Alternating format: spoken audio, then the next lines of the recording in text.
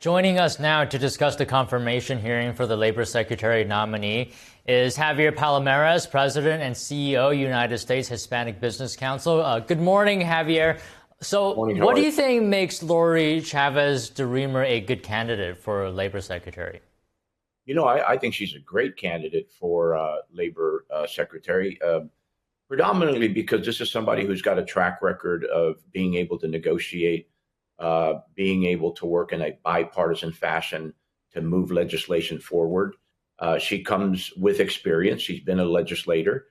She's also a small business owner. She, of course, has been pro-union in her past and I think continues to really advocate on behalf of the American worker. But, you know, the combination of being that small business owner, being somebody with a track record of collaboration across the aisle, being somebody who has spoken up on behalf of American business and American labor, I think that combination is unique. It's rare, and I think it makes her the perfect candidate. And how do you think her nomination compares to past labor secretaries? Well, I think, you know, one of the things that's very unique about Lori Chavez-Deremer is that, of course, she supported the Protect the Right to Organize the PRO Act. She has also supported the Social Security Fairness Act, which protects government employees.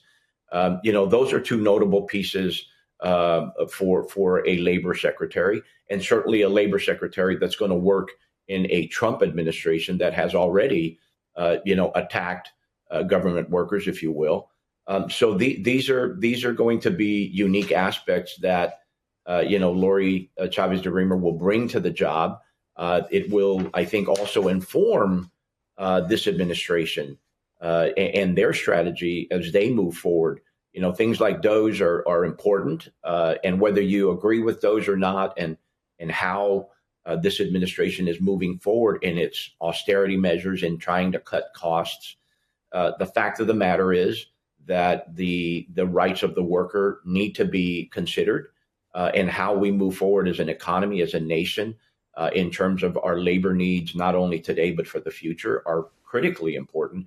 And having someone who brings that balance and has the ear of the president, I think, will be critically important. And I think that's what Deremer brings to the job. And where do you put her level of experience? Does she have the required experience for this position? Well, certainly she has experience. It could be debated how long she's had the experience, but the fact of the matter is, compared to some of the other nominees, she actually has experience. She's actually legislated. She's actually worked with some of the members who are talking to her as we speak. And so that will account for a lot, in my opinion. She brings that experience. And then as background, even before her time in Congress, she was a business owner. She's lived in Oregon and worked with American families in Oregon. She's done quite a bit to help the Oregon small business community. I think these are elements that she brings to the job, experiences that she brings to the job that I think are critically important for an administration that has several cabinet members that don't have any experience at all in the roles that they're currently in. So specifically, what does that bring to the job for her? You know, her background being a small business owner, how is that going to influence her actions in this position? Well, I think it's important. You know, when you think about it, President Trump in his prior term was, I think, could be considered an anti-union president. He challenged OSHA. He reduced the amount of OSHA inspections and inspectors. He promised at the time to veto the PRO Act. And so bringing somebody that has been, supportive of the PRO Act or supportive of the American worker, I think it's a pivotal turning point in Donald Trump's thinking. It also illustrates, I think, that Donald Trump is willing to bring people onto his cabinet at the highest levels who may or may not agree 1,000% with his views.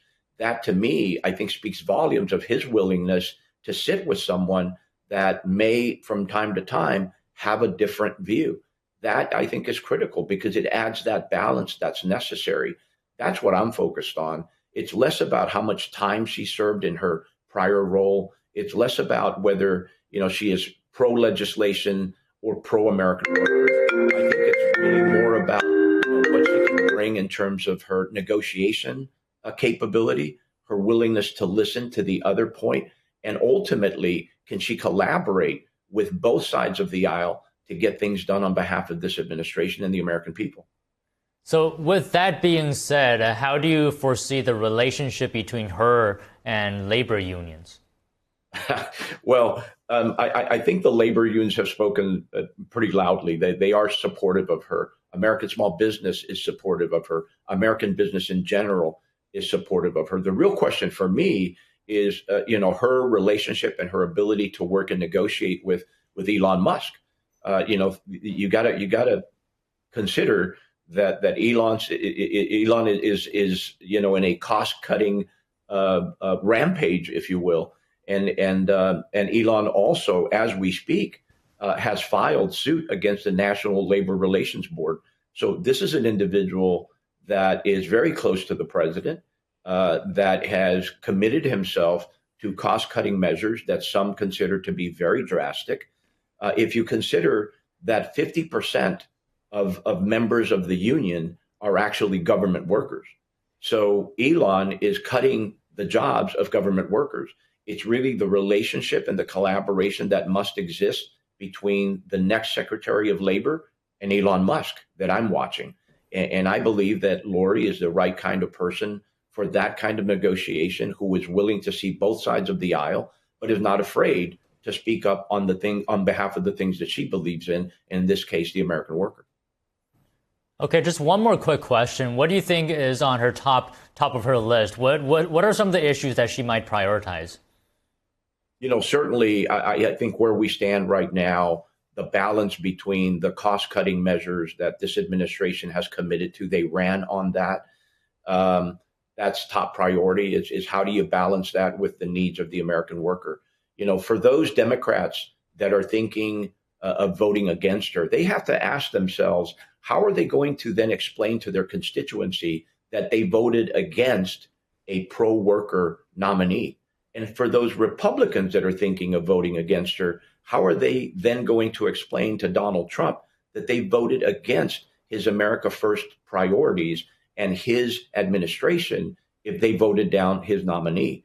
I think at the end of the day, Lori Chavez-Deremer will be the next Secretary of Labor. All right, Javier, thank you very much for coming on today. Always great to speak with you. Thanks for having me, Don.